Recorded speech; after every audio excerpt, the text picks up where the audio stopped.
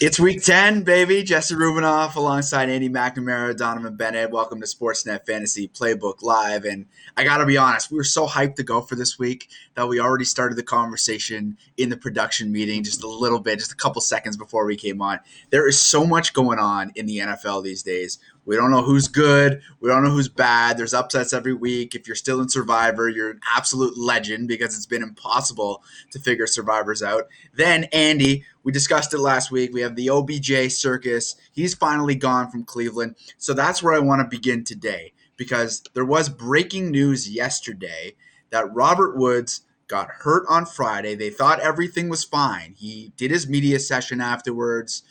There were no apparent issues. And then he went for testing on his knee, and it turns out that Robert Woods has a torn ACL. So just when you thought that Odell Beckham Jr. may be more of a luxury for the LA Rams, suddenly he's a necessity in LA. So bad for Robert Woods. We're having a nice year, especially for fantasy guys, that locked and loaded WR2 set and forget type. Now he's gone. I will say this, gentlemen. I still maintain that I don't think this injury does anything for Odell Beckham Jr. on the fantasy side. In fact, I think what this does is it elevates Van Jefferson to the level that I think he is skill-wise at and will now have an opportunity to showcase himself at. Because right now he's been in that flex category. I personally believe Odell Beckham Jr., the burst is gone. The buzz is just that. He is just sizzle. No stake at this point. He hasn't been able to prove anything consistently since 2016. He's going to have to show me. And in the meantime, I think those targets, one, get funneled more to Cooper Kupp, two, to Van Jefferson. And I actually think Tyler Higbee, who's already draining about 7 to 10 targets a game anyway, might get the uptick there before OBJ. So he was complaining he wasn't getting the football when there was Jarvis Landry on his team. Well, you got a lot more mouths to feed in LA. So I think, guys, Van Jefferson's the beneficiary of Robert Woods going down, not OBJ. I couldn't disagree more. And listen, Andy, I know you have to tell yourself that as a Browns fan to justify the fact that you gave up real capital to get him, and now you've shipped him out for basically nothing, and you're eating some salary. But here's the thing. I mean, there are more mouths to feed in LA, but there's also more opportunity because they throw the ball 8, 9, 10 times per game more than they do in Cleveland. In Cleveland, the mouths that they were feeding were running backs. They were turning around and handing the ball off. So even if you were to say Cooper Kupp is by far the dominant one, and even if his usage rate goes up a little bit more, Matthew Stafford is already forcing the ball to Cooper Kupp. You can't throw it to him more. And defenses are throughout the season shading to him more and more, which is why we're going to see him in the slot more and more. So I actually think I think OBJ's, if you hung on to him this long, I think his prospects from a fantasy perspective went up going to LA just because they're in 3 receiver sets more than anybody in the NFL. They're in empty 5 receiver sets more than anybody in the NFL. So he's going to get on the field. And then now with Robert Woods being down, it went from a luxury for Sean McVay and Les Snead to a necessity. So I think his value goes up even more so. Plus, he now has the best quarterback he's ever played with in terms of how he's playing right now in Stafford. So I think, OBJ is going to get the ball in some bubble screens. He's going to get the ball in some reverses. He's not going to have to do a lot. And if he wins 1 out of the 3 deep shots that they throw to him a game, that's fantasy value. I think he's going to be, in some ways, a more productive fantasy player than he's going to be an actual football player because of the offense and the system that he's going to. This could be a real buy low opportunity if you do believe what Donovan has to say, and maybe you could talk to a fantasy manager that has more of an opinion of what Andy thinks. Maybe there's an opportunity there to go and get Odell Beckham Jr. just in case maybe he doesn't have a great game in his debut today. And then next week, maybe is where he thrives, and maybe they give him a little bit more opportunity. So if you are more aligned with Donovan here, maybe you go look for Odell Beckham Jr. Okay, one of the major themes, gentlemen, in today's games is the backup running backs. There's a lot of injuries. Obviously, we discussed Derrick Henry last week, and now Alvin Kamara's out this week. Cleveland, Nick Chubb is out. So let's begin in Cleveland, Andy. It doesn't appear like any running back is going to get any touches other than your man, Ernest Johnson, who I know you saw live in the flesh against the Denver Broncos, and man, did he show out in that game. Looks like he's going to get another opportunity tonight. Yeah, he looked real good. And the Browns at running back are just so deep, right? You're still able to put a guy who can get 146 yards on the ground after your top two world-class guys are not available. Also, Demetric Felton out, who is a little bit of a scat back for Cleveland as well. So what we know with Bill Belichick, and everybody says this, and every coach tries to do this, obviously, it's you try to take away your opponent's best skill set and make them do something they're not good at. That's obvious. But Belichick does it better than anybody. So I wouldn't be surprised if we just see the box stacked, everything to stop that run and make Baker Mayfield throw the ball more. So if I'm looking at it from today, I think you have to play D'Ernest Johnson because if you're in that spot, you probably don't have too many other options. However, I would temper the expectations for probably not another 146, maybe like a touchdown and 90-something. Still maybe back-end RB2-ish, but I would just be a little bit more on the bearish side when it comes to expectations, Bill. Donovan, so Andy touching on D'Ernest Johnson, we know there's Mark Ingram, who's probably going to be a big volume guy today. You look at the Philly situation with Jordan Howard, Boston Scott, and Kenneth Gainwell, who's going to be big there.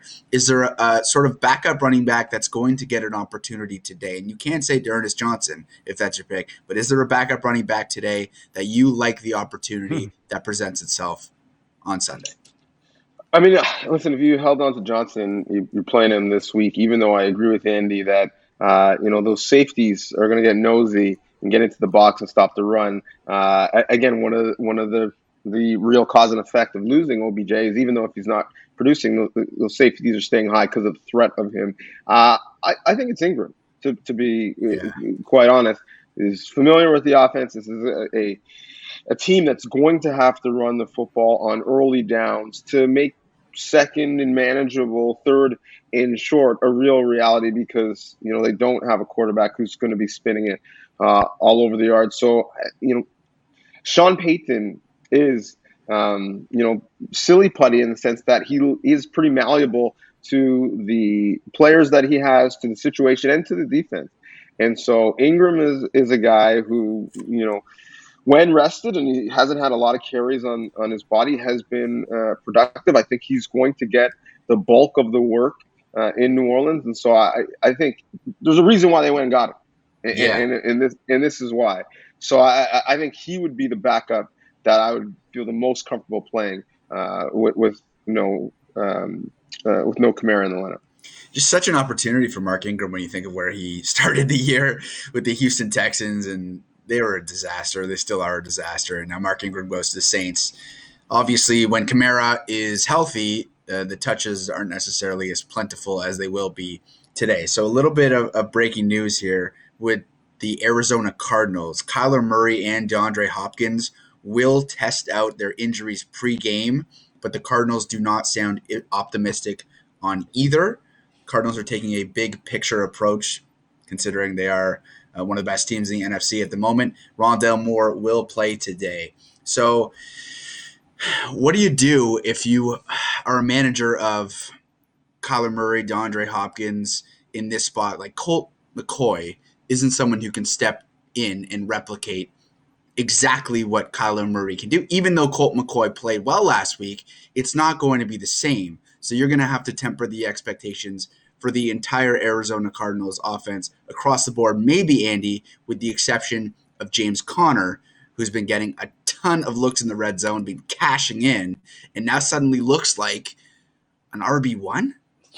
The guy, he's like the Mike Evans of running backs. He might get like 4 carries, but like 2 or 3 are going to be touchdowns. It's ridiculous. I'll say this. Colt McCoy did step in and does what a backup quarterback is supposed to do.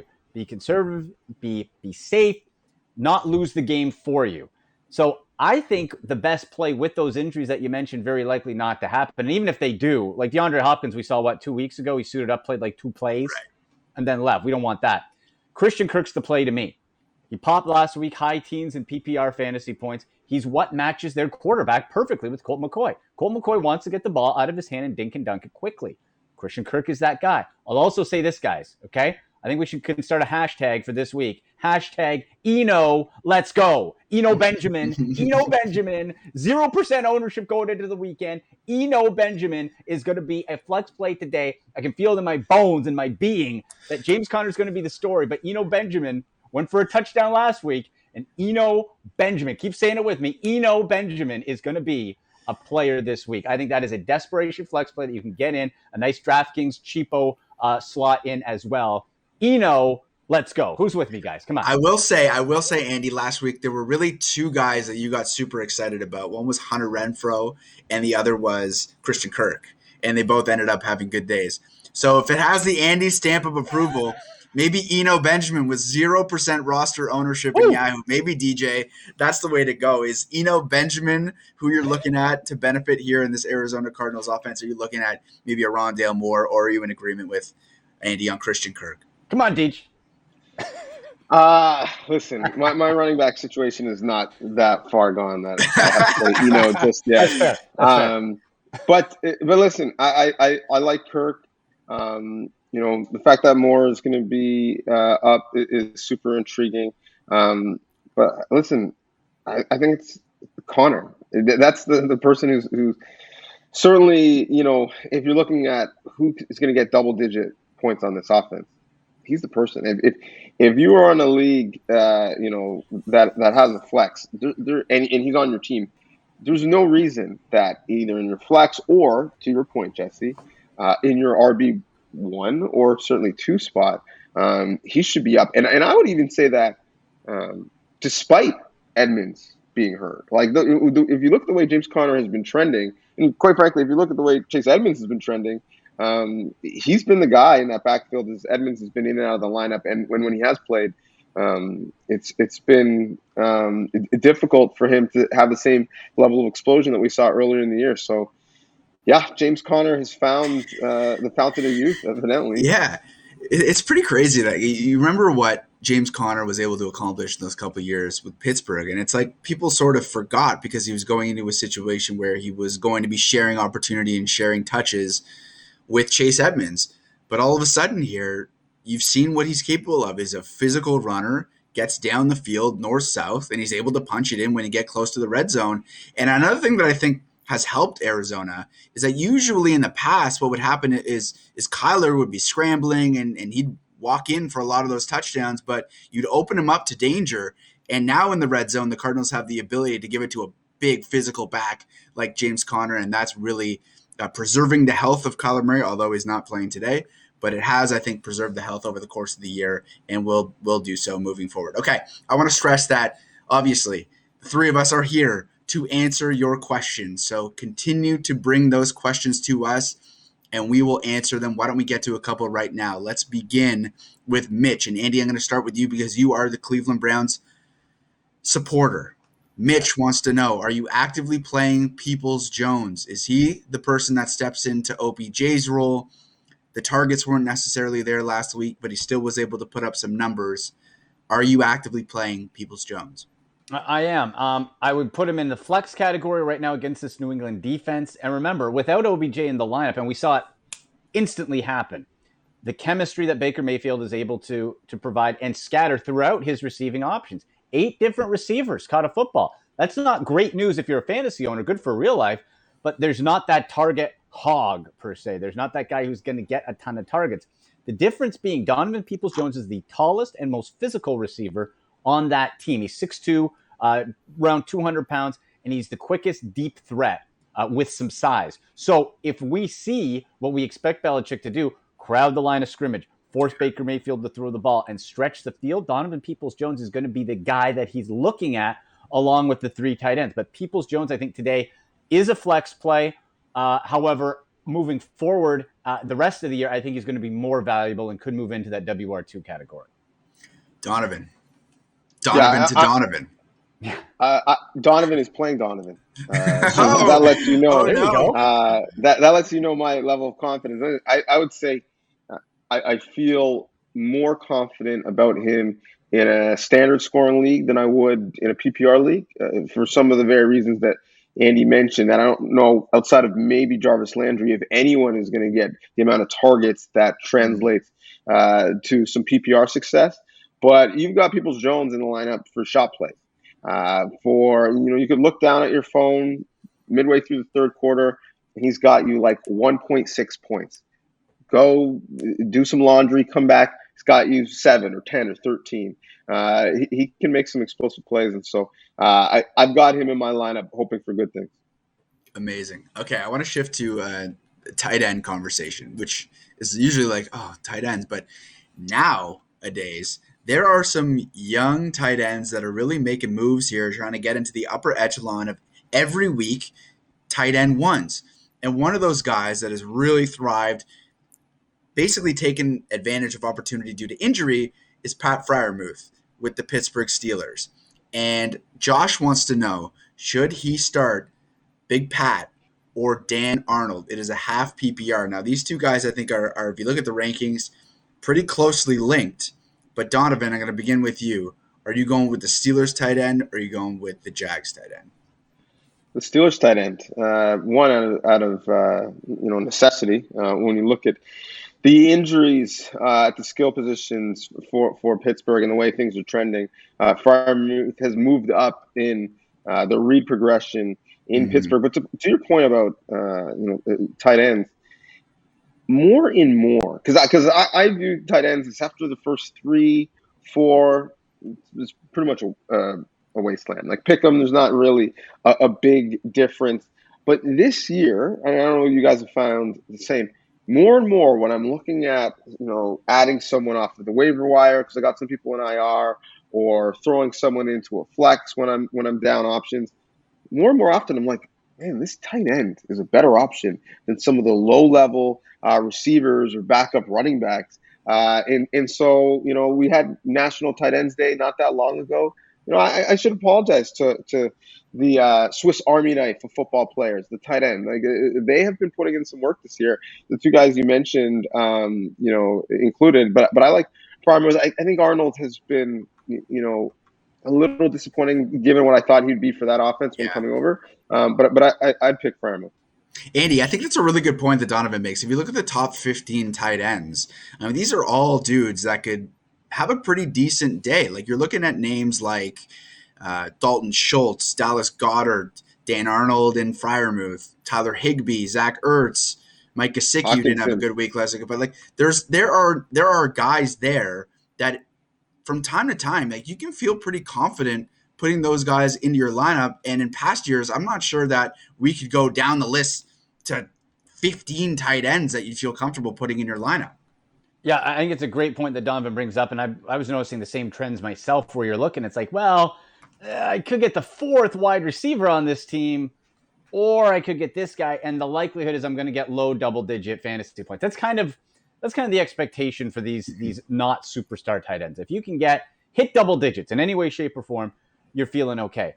This is a tougher question because Ben Roethlisberger is out with COVID and you have Mason Rudolph in. But I'm still going to go with Pat Freiermuth because the quarterback situation in Carolina is even worse because you got P.J. Walker, who's going to be in there for the injured Sam Darnold until Cam Newton gets underway. So I just feel the Carolina game is going to be a disaster, and I don't want any part of that offense outside of Christian McCaffrey myself. So I'll say Pat Freiermuth, who, again, with Rudolph there, I'm lowering my expectations, but I still think he's serviceable. And if he's off your waiver wire, folks, another guy who has very quietly been steady, Tyler Conklin of the Vikings. The target share his last 3 games, 5.77 catches, 3.55, and he's putting up right around that 10 in PPR fantasy point. That's that floor I was talking about, that 10 mark, without getting touchdowns. So what that tells me is he's not like a Jared Cook or a catch and fall down guy where he needs a touchdown or you're not having a day. He's putting up enough yardage and enough volume to be serviceable. So that's a guy available in 70% of Yahoo leagues as a heads up if you need some tight end help. Another heads up from our man, Andy McNamara. Okay, moving on to more questions. Youngest is asking, need to pick a flex for a half PPR. Ramondre Stevenson, A.J. Dillon, Tyler Higbee, or Mike Davis. Now, Ramondre Stevenson, it does look like he is going to be in the lineup. He is expected to play. He had a concussion, was dealing with it, but he has a real shot. He has a real shot to play, says Ian Rappaport. And this is a guy who's sort of broken out a little bit, especially last week. And when you look at the injury issues with the Patriots, Damian Harris is going to be out for the Patriots. I'm intrigued by Ramondre Stevenson, but Andy, is he the one that you want to start of that group? I personally would prefer A.J. Dillon, and maybe Yeah. it's just, boy, the Belichick Patriots backfield, guys, it's been a thing for years. It's been a cliche, but it's a cliche for a reason because it is very tough to trust. Whereas A.J. Dillon, even with Aaron Rodgers back in the lineup, has been taking stock away, has been taking the touches away from Aaron Jones. So Dillon as a flex, I think is the most comfortable play for me out of that group. For me, could Stevenson go off? Yes, absolutely. But I just don't like the up and downs, and it looks like AJ Dillon is sliding into a much more consistent role than those ups and downs that you might see with those other guys. Andy, I will say we discussed this before we went live with the show, but the weather is supposed to be pretty serious in Green Bay. You're looking at snow, ice, etc. Does that hurt or help AJ Dillon's cause today, do you think? I think you're going to have to be running the football more and short passes more. Yeah. And so that benefits probably both Aaron Jones and AJ Dillon. And we have seen a few times this year that both have been fantasy startable in the same game. And I think when you get into those bad weather games, not to say Aaron Rodgers isn't going to force feed Devontae Adams, we know he will. But I think outside of Adams, you don't want any other receiving option. I think it's the running backs and it's Adams, and probably Rodgers himself, but no other receiver. So I think the bad weather is actually going to help that case. Yeah, it makes a lot of sense. Donovan, are you in agreement with Andy there, or is there someone else in that group other than A.J. Dillon that you would prefer? Yeah, so, I mean, I do love Stevenson in this spot if he's up, notwithstanding the real worry I have with all Belichick running backs. Yeah. I don't like Davis only because although Dallas's defense has struggled over the last couple of weeks, they're still pretty good against the run. The name that intrigues me actually though this week is Higbee. So he's got you got to wait on it. It's a Monday night game for the Rams, but half PPR. I do think if I'm Tyler Higbee, I'm trying to prove that we're keeping tight ends on the field moving forward, and so I wouldn't be surprised if he has a big day this week. But Dillon is probably the person who's carved out the clearest pathway to points this week. Even though Stevenson and Higbee intrigue me. I mean, your answer makes a ton of sense considering we just hyped up tight ends like crazy. And Higbee is one of those guys that's always on the field. He's always on the field, almost 100% of the time. Hasn't always translated into targets, but last week I believe he was somewhere around double-digit targets at least. He had 10. So, he had 10. So that is a good sign when it comes to Tyler Higbee and should only improve with Robert Woods going down due to injury. Okay, Andy, Albert wants to know Aaron Rodgers or Kirk Cousins. Kind of worried about Rodgers' mental game after getting shredded in the media all week long. So Albert provides some context and reasoning for this question. Who are you going with? Well, it's not as silly a question as might seem to just off the top of our head. Normally, your first instinct, Aaron Rodgers, duh. But you mix in that whole weird holistic COVID thing with the weather, but then you go to Kirk Cousins, and it's okay, you're playing the Chargers. Well, they can get into track meets as well, and Kirk Cousins has been really up and down. I just feel that Aaron Rodgers can be one of those guys where how often does he put up either a dud 2 weeks in a row or not playing with something to prove? He tries. I just feel, and I can't point to any statistical number or scientific proof for it, but I feel that Aaron Rodgers is just going to want to make a statement and try to shove it down the throats of everybody who's been on him all week long. So I'm going to still say Rodgers. I don't hate the Cousins play, though, with the matchup in LA. Yeah, seems like that has serious track meet potential, like you mentioned, Donovan. The video of the snow in Green Bay, it looks like it's going to be significant. There's still some time. Obviously, the forecast can change and they can clear the field and stuff, but there is a decent chance that weather's going to be a factor. So Aaron Rodgers or Kirk Cousins for Albert. To me, it's Rodgers, and I actually think the weather is going to impact the Seahawks more, if anything. One, I think the weather generally impacts the road team. You got less options in terms of cleats and gloves and traction and changing a tire. But you got a quarterback in terms of handling the ball and ball security, whose finger bent the way it wasn't supposed to. It was supposed to be out for twice as long as he has. So I worry about, in a cold environment, with snow, what that means for Russell Wilson, assuming, everything is on track and he plays. In terms of Rodgers, I think the COVID concern is real. We've heard multiple players, including his own teammate, Devontae Adams, talk about the fact that coming back off of COVID was difficult. I think the benefit is, Rodgers is only, jogging 7 yards backwards at a time. He's not running down the field, and so if he's physically winded, it's not going to impact him the same way. And if there is any player who can be out of the building for an extended period, just show up on Saturday and execute the game plan, it would be him, because we've seen it. There's times when he takes over and decides what the game plan is going to be mid-game, mid-play. So I like Rodgers for all of the the motivational reasons that you guys mentioned, because yes, he's been out of the facility, and yes, he hasn't been practicing, but he still has Zoom. He still has an iPad and a laptop. Yeah, he's been around the block. Yeah. He knows what's up. He's still connected, and all he was able to do, because if he was following protocols, he couldn't leave his house and be distracted by anything. Mm-hmm. All he was able to do is think about how pissed off he is and what he was going to do against the team. So essentially, this has been a given bye week for him to prep for this game a lot earlier, because he knew, as we all did, that he wasn't playing last week.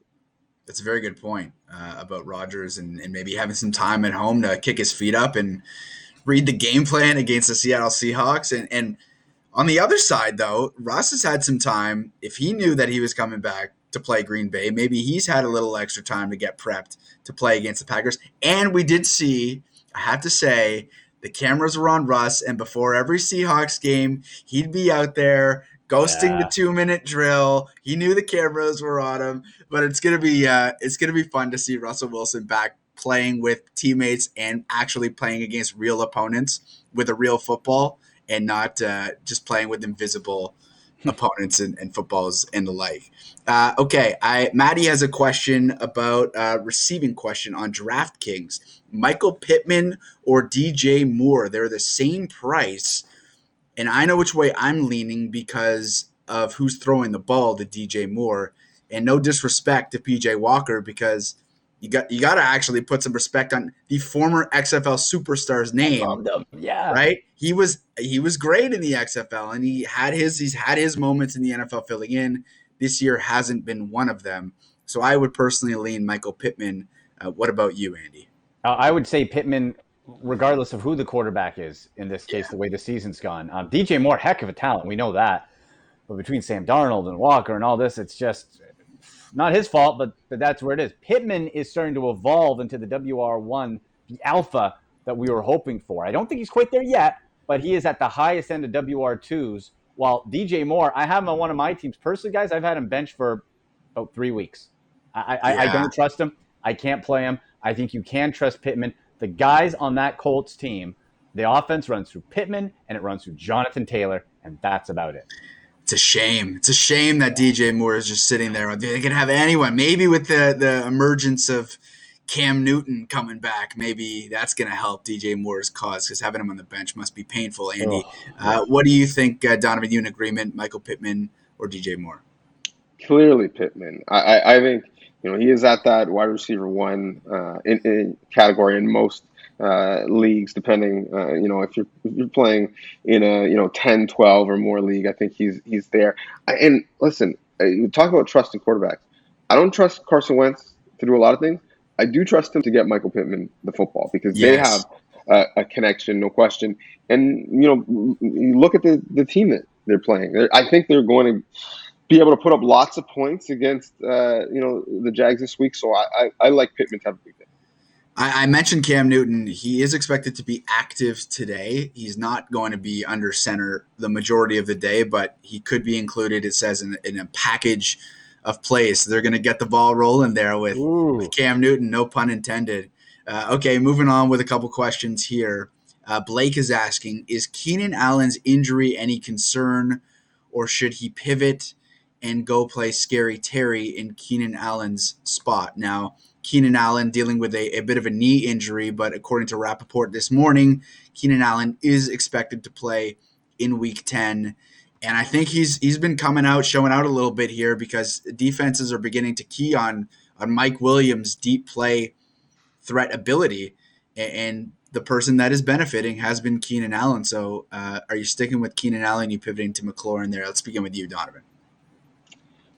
I think it's pretty close to a toss up regardless, right? Like, Yeah. Scary Terry is a pretty good player. I consider them both one. So if you're worried about Keenan Allen, and last I checked, he still has that Q beside his name, I would slot in McLaurin and feel pretty good about it. Andy, Keenan Allen or Scary Terry McLaurin? It's a similar situation to DJ Moore. God, Terry McLaurin, what a talent. Guy's so quarterback. Good, but terrible, right? Yeah. Like, big picture, what the heck are they going to do for a quarterback in Washington with that talent around the field? Yeah. That's a conversation for a different day because you got the pieces right there. That being said, track Keenan Allen, the health, as long as he doesn't tweak anything or something weird doesn't happen in the warm-up or anything like that. I'm still going to go with Keenan Allen just because Terry McLaurin, he's had, one double-digit fantasy point day in the past 6-7 weeks? Like, it's not good. So I personally would rather chance the Keenan Allen situation in what should be, as we said previously, a shootout style of game. Nice sunny LA, California, nice weather against the Vikings, and hope it goes that way. So I'm going to say Keenan Allen. Okay, I want to move on to the Pittsburgh Steelers here. It has briefly been brought up that Ben Roethlisberger is out today. He's on the COVID list. And George or Jorge, sorry, if you want to DM me, we can figure out which is the proper pronunciation here, so I'm not offending you every day. But with Roethlisberger on the COVID list, does that make Najee Harris a must-play in DFS? Now, I would say Najee Harris is just about as close to a must-play in DFS all of the time, but is he particularly more so this week? I'll begin with you, Andy. Yeah, I'm with you, Jesse. I think regardless of who's at quarterback, and then you mix in a Mason Rudolph, and what do we typically say when it comes to a backup quarterback getting a start? Well, they look to simplify. They look to keep the ball in safe situations. So Mason Rudolph, who I don't think is a very good quarterback overall, period, but you're not going to want him slinging it down the field. So you look for your weapons. You look for your Najee Harris. You look for your tight end. You look for Deontay Johnson over the middle. And you don't want to necessarily have him throw the ball that much. So I think Najee Harris for sure let's remember, guys, it's against the Lions. Yeah. They don't win yet.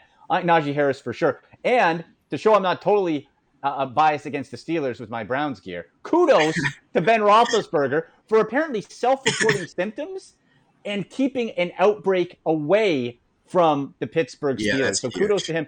Complete opposite of our guy Aaron Rodgers there. Yeah, that is absolutely huge. Kudos to Big Ben Roethlisberger, indeed. I can be fair.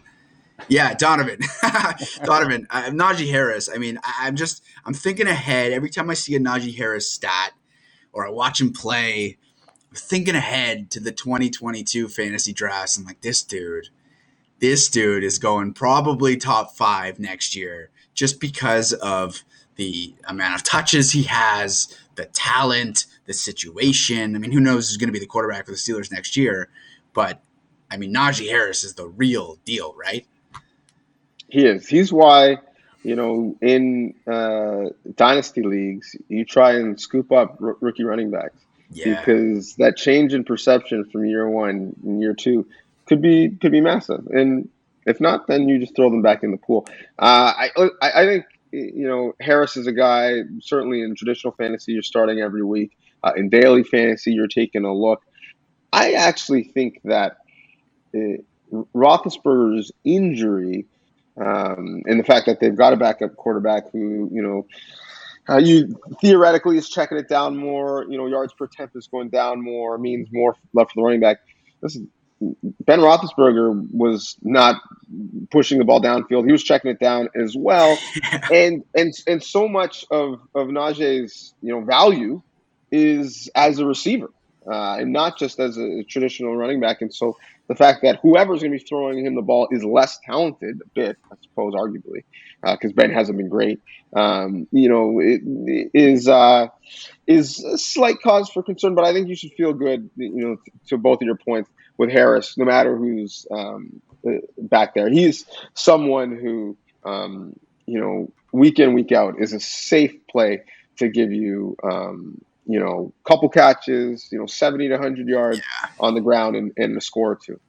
He's just absolutely crushing his draft day value. I mean, no doubt. And like I said, he's going to be a surefire first rounder, it feels like, next year. Doesn't always work out with the rookie running backs, right? Like there are plenty of rookie running backs that Trey Sermon.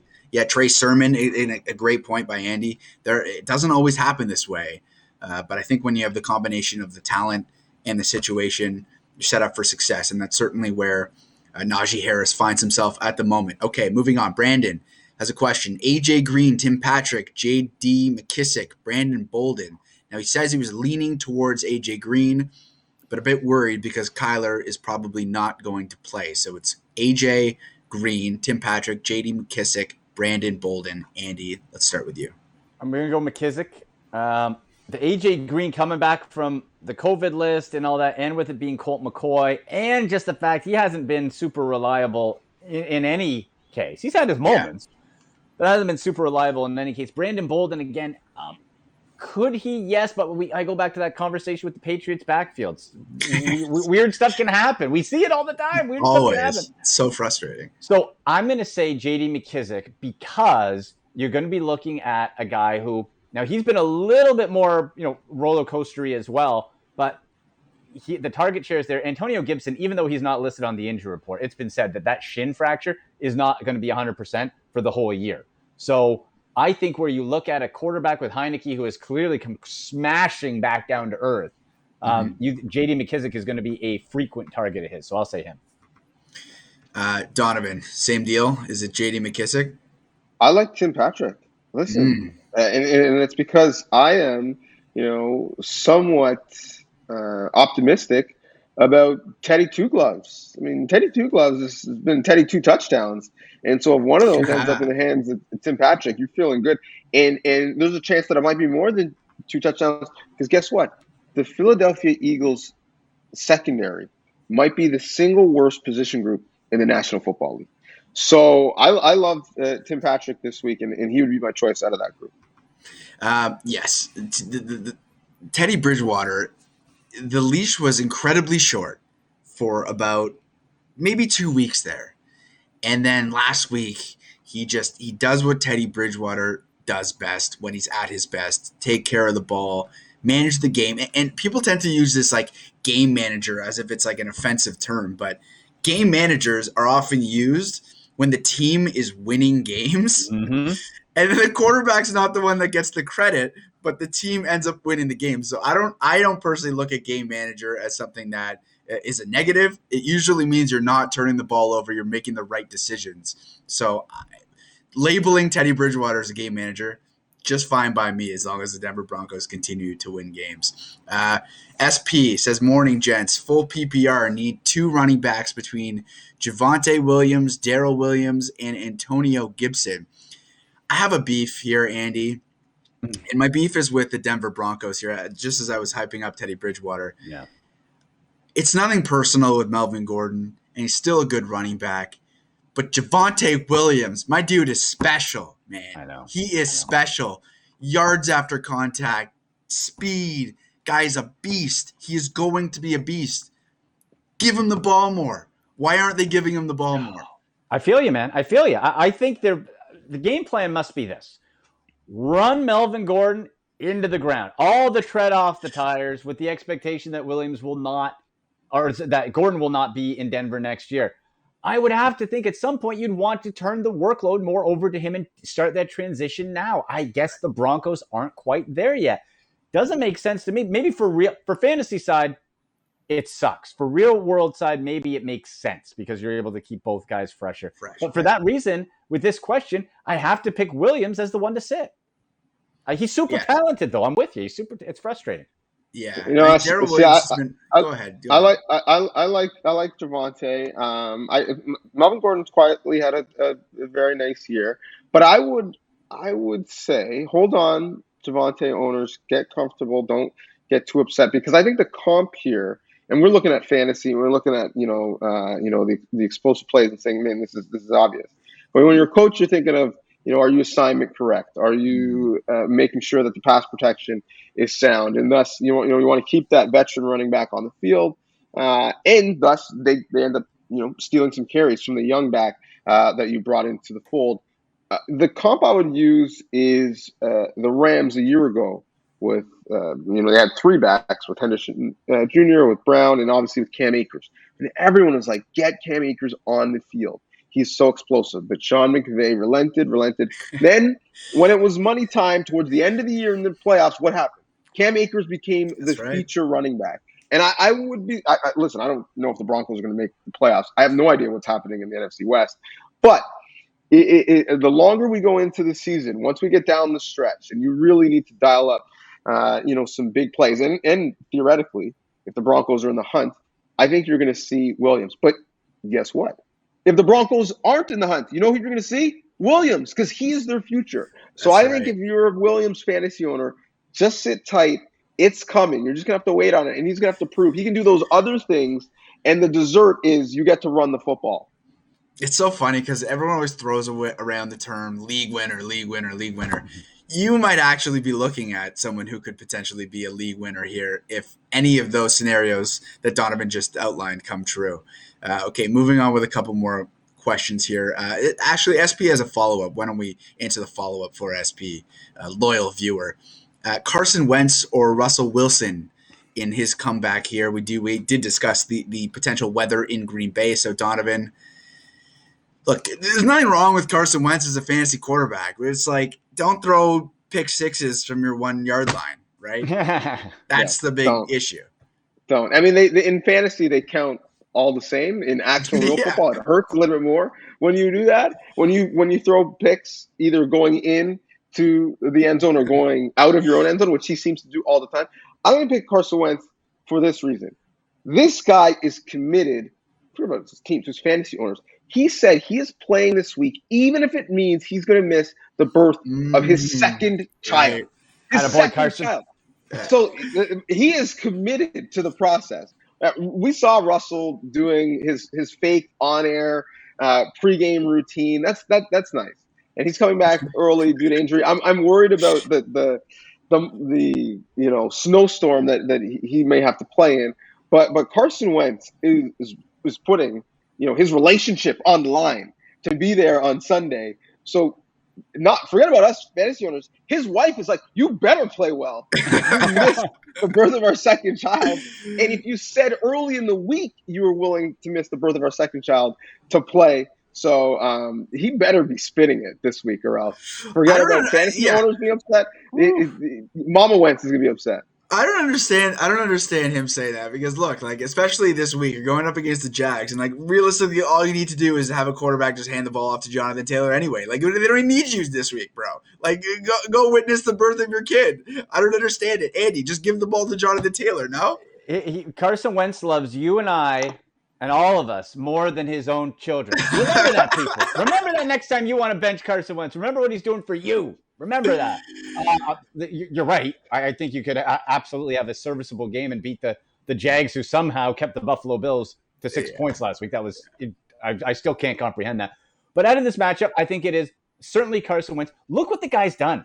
Okay, now two interceptions 2 weeks ago against Tennessee, but before that had only one before. Super consistent, 2 and 3 touchdowns every week, and he's getting you at least 20 fantasy points or more. That's as safe as you can get. I want him in this matchup and moving forward really this season. I think Carson Wentz has done a tremendous job. So I think you go Wentz over that cold weather with that finger too, right? Not just the first game back, but finger in the cold?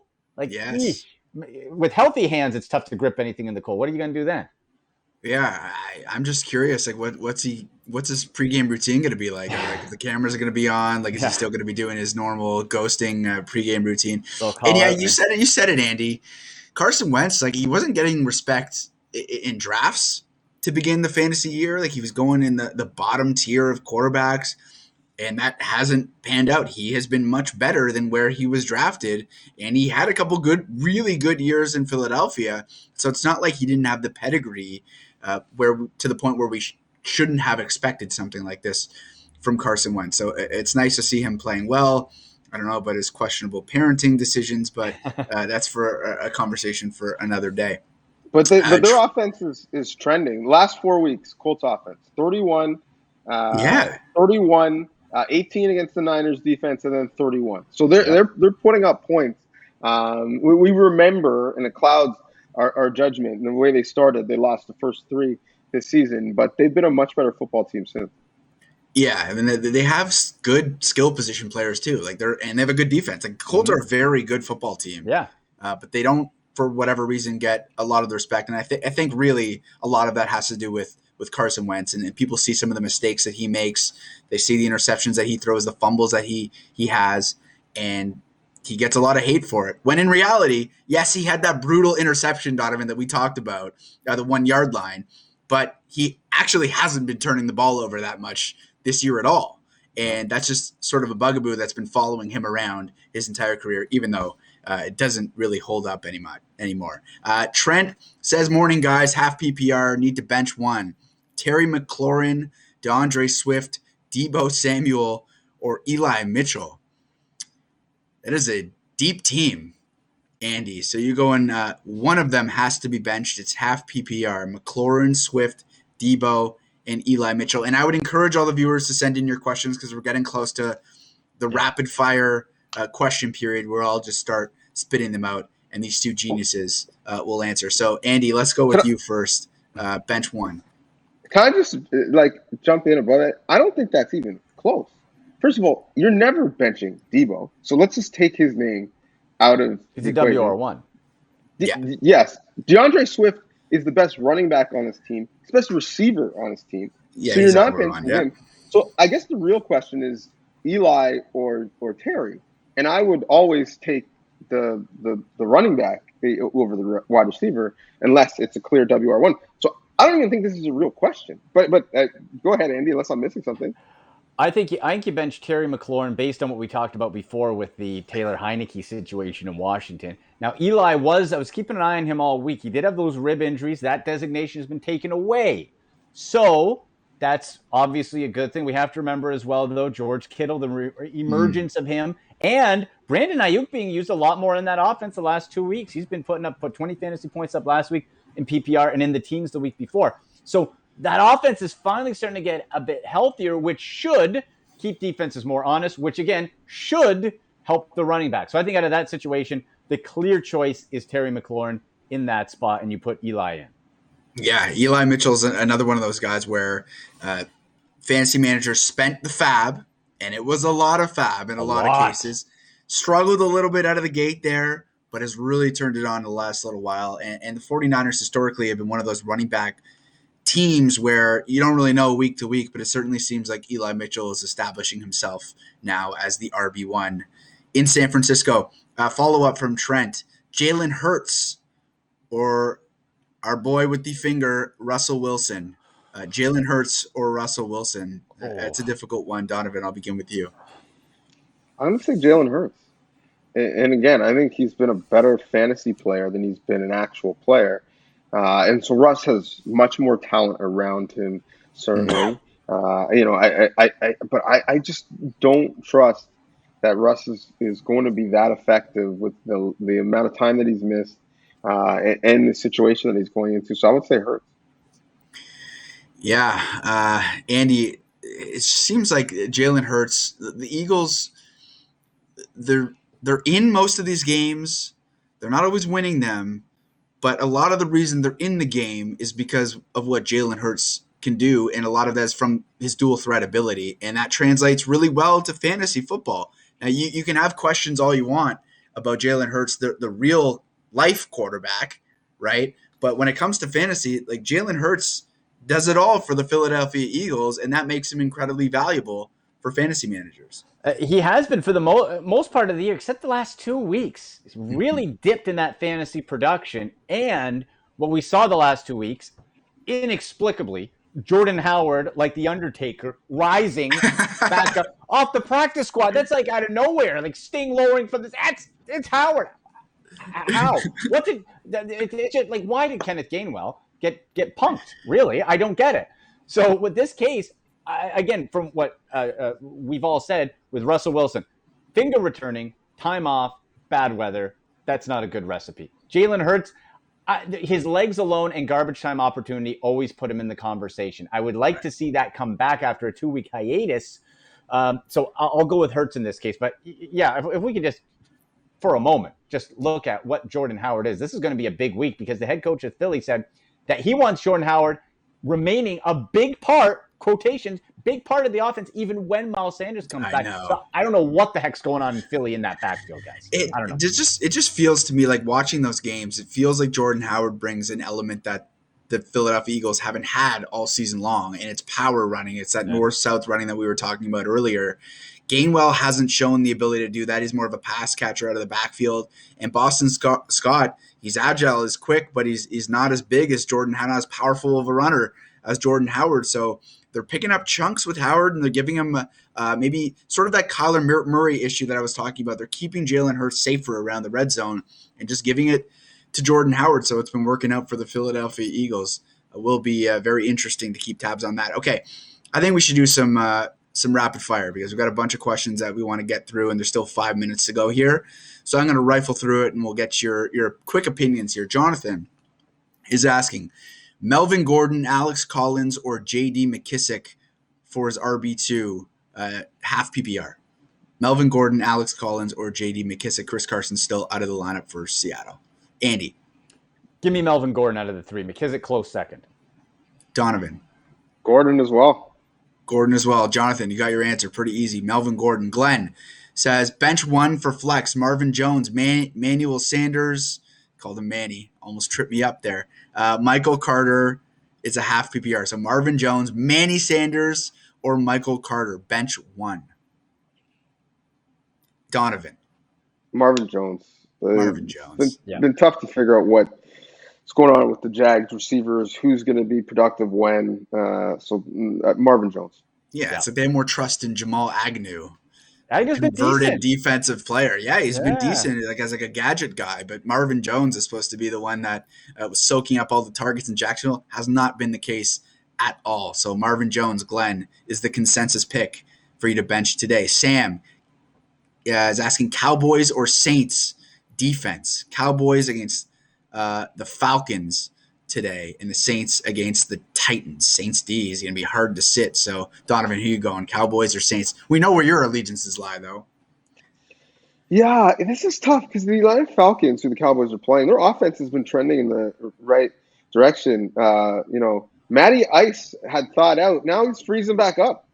So, I think, as odd as this is to say, that the Saints have a better matchup against the Titans offense without, the dominant running game as they used to have. So I'm going to say the Saints in a close one. Andy. Yeah, got to be the Saints. You're also missing Julio Jones. It's really A.J. Brown. And then Adrian Peterson ruining your fantasy day because you can't play any running back in that backfield. So, yeah, I think the Saints, that's a good matchup for them. And I think Cowboys are going to win that game. But defense fantasy-wise, you go with New Orleans.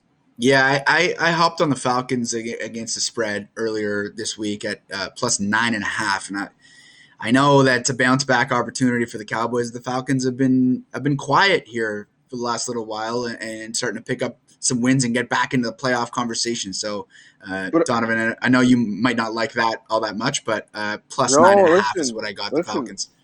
I think that's good. The Falcons have won 3 out of their last 4. And, if you're looking for QB to pick up late in the year because of bye or because of injury, Matt Ryan has the highest QBR in the league since week 5. So look to the Falcons if you need something else. Just stay away from Mike Davis, but in general, Russell Gage. And any other receivers. Yeah. Patterson, Ryan, and Gage. Love and Patterson. Everybody else is a complete dart throw. Okay. Mohammed's asking, should I start Dalton Schultz or Pat Freiermuth? Andy, Schultz or Freiermuth?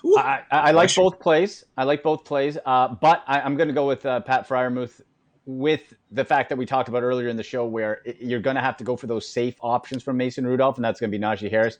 It's going to be Deontay Johnson and Freiermuth. It's just so funny that they transitioned from Heath in Pittsburgh to now Muth. Like they didn't even miss a beat down in Pittsburgh. Donovan, Dalton Schultz, or Pat Freiermuth? I think it's still Schultz. The Cowboys had a season low, 16 points last week, but it was Dak's first game back due to injury. I think their offense is back closer to normal, and Schultz has been a big part of it all year. I'm a little bit concerned about the bounce back opportunity for the Cowboys offense. I know what they're capable of, but still Falcons plus 9.5. Mike, half PPR, Russell Wilson or Derek Carr? Not that the half PPR plays much into that one, but he has a follow-up wide receiver question. So Andy, Russell Wilson or Derek Carr? Andy looks a bit frozen, so Donovan, why don't we go with you first? He's just perplexed. That's tough. Because Russell Wilson is an MVP candidate, and Derek Carr is Derek Carr, but Derek Carr is going up against the Kansas City Chiefs, and they were better last week, but that was. Mm-hmm.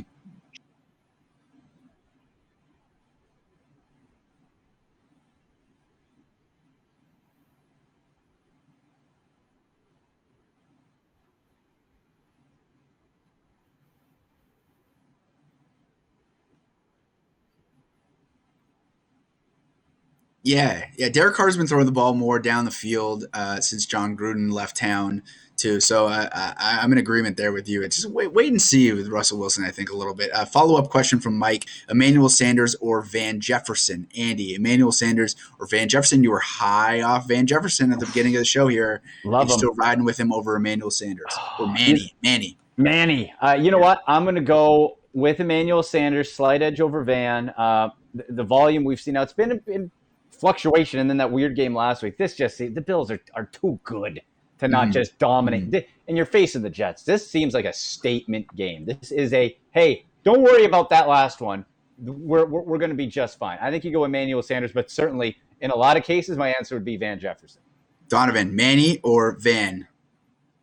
It's the Manny show. I'm going with Manny as well. The matchup against the Jets is something that you can't turn away from. And, for big parts of this year, Emmanuel Sanders has been the number one wide receiver in that offense. I know he's not by pay or by designation, but It's been the case. So I like him. No question. Okay, continuing on with rapid fire here. Monier is asking Javonte Williams or Van Jefferson or J.D. McKissick. So Javonte, Van Jefferson, or J.D. McKissick. I believe it's start one is what it seems like here. Donovan, we've been hyping up Javonte Williams. And look, like he's a buy low, not even a buy low because he's been performing really well, but I think he has the potential to be a league winner here. So if you're a fantasy manager, like go out and get Javonte Williams if you can. It's going to be difficult, but go out and get Javonte Williams if you can. Who you like in that spot? Yeah. That we referenced earlier. So now that Andy is back and is fully hydrated, I'll let him take over. But I think it's Javonte. Yeah. Andy, the question was Javonte Williams or Van Jefferson or J.D. McKissick start one. Oh, give me Van. Let's go. Van Jefferson. And high on the Rams. Yes. We are Monier asking Tyler Higbee or Pat Freiermuth. Yeah, I mean, I think this one's still Freiermuth for me. Yeah. Andy, you in agreement there? I know Higbee's on the field all the time, but it doesn't always translate into targets. Did last week, but not all the time. So I'm going Freiermuth there. Andy? Yeah, go Freiermuth for sure. Higbee, the targets are there. The catch is not necessarily yet. That could change, but Freiermuth versus the Lions, better play. Yeah, Donovan, Higbee or Freiermuth? You know what? I just am afraid that Pittsburgh's not going to be throwing it that often. Even though they're at home, they're against a Detroit opponent that hasn't been great, but I think they're played pretty conservative, which I suppose would be incorporating the tight end. I think this is closer than many expect, and so I do think Higbee will have a big day this week, but Freiermuth is the safer play. But I like Higbee to have a big day this week as well. Colin, in case you're wondering, there's 6 more questions that I want to get through here. Don't don't want to push it too far past 12, but got to reward the loyalty of the viewers. They came here asking questions, so we got to answer them. Much respect to everyone who has written in a question. And of course, as always, feel free to hit us up on Twitter. And it's been happening more and more often after the show, ahead of 1 p.m. kickoffs. Okay, Gurnek is asking Devontae Smith or Leonard Fournette. Donovan, Devontae Smith or Leonard Fournette? Whew. Leonard Fournette. I don't feel great about it, but the Eagles' offense is just so up and down that I would pick Fournette. Yeah, they are so up and down, and none more so than the chemistry or relationship between Devontae Smith and Jalen Hurts. It's up, it's down, it's all over the place. Good last week, might not be good this week. Andy, Devontae Smith or Leonard Fournette? I'm going to go with Devontae Smith, guys. Yeah, best game of his young career. Targets are there. It's really between, in the passing game, him and Goddard. I'm going to go Smith. Renzo, Standard League, James Robinson, who it does look like he is active today. James Robinson or Jarvis Landry? I mean, if James Robinson is active, you got to go James Robinson in this spot. Nod your head if you agree. I think that one's pretty simple. Yeah.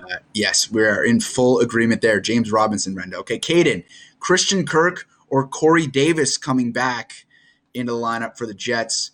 Our boy Mike White, who said he should have been first overall in his draft. Settle down, Mikey. Has Corey Davis coming back. But Christian Kirk, another big week last week. Are we expecting more of the same? Who are you going with, Andy?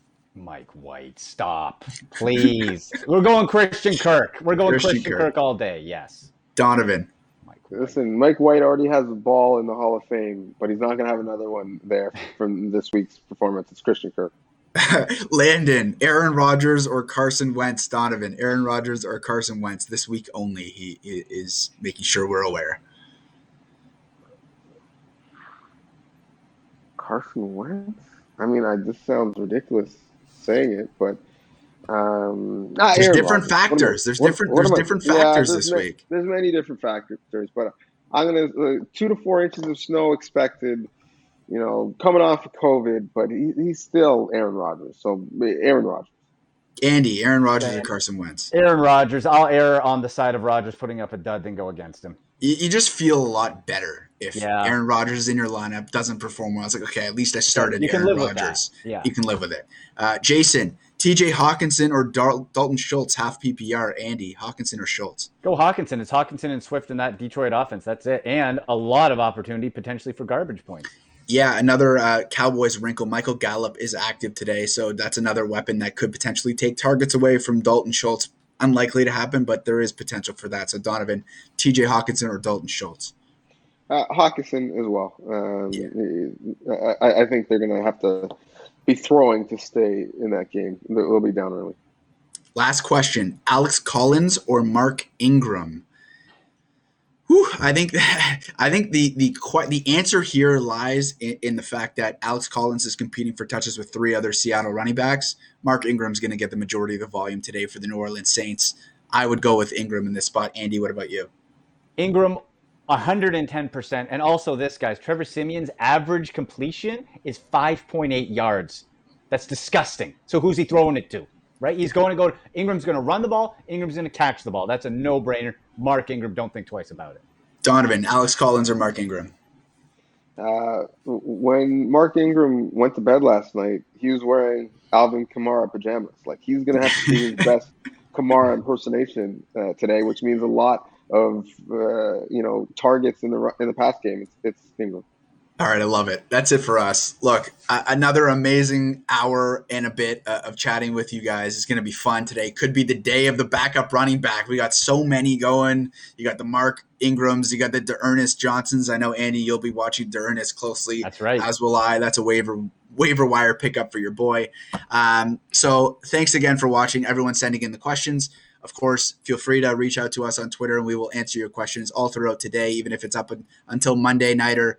Feel free to reach out to us. So thanks, everybody, again, for watching Sportsnet Fantasy Playbook Live. It's Week 10. We're past the halfway point, baby, and we'll see you next week. For Donovan, Andy, I'm Jesse. See ya.